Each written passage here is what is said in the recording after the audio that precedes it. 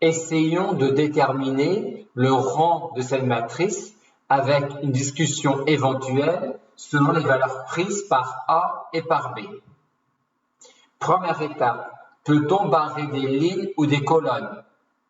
Oui, et encore oui, mais pas plus.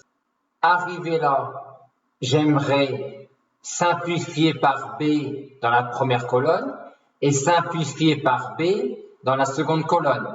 Pour cela, il faudrait que je divise par B la première colonne et par B la seconde colonne, ce que je ne peux pas faire quand B est nul. Traitons d'abord le cas B égale 0. Dans ce cas-là, les deux premières colonnes sont nulles et donc le rang de A égale le rang de cette matrice-là réduite à une colonne. Et comme cette colonne-là est toujours non nulle, le rang de A est alors 1. Passons maintenant au cas où B est différent de 0. Quand B est différent de 0, je pourrais simplifier par B la première colonne et la seconde colonne. On arrive à cette matrice-là. Et cette matrice-là, je vais essayer de la voir comme une matrice échelonnée en colonnes en partant du bas. Ça démarre bien, mais pour la troisième colonne, le premier coefficient non nul est à un endroit qui ne me plaît pas, car au même niveau que celui pour la seconde colonne.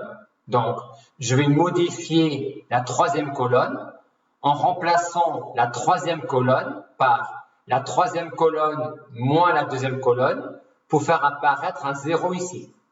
Une fois arrivé là, quel est le rang de cette matrice-là? Elle me semble échelonnée en colonnes en partant du bas. Est-ce le cas? Oui, si 2 moins A moins B est différent de 0.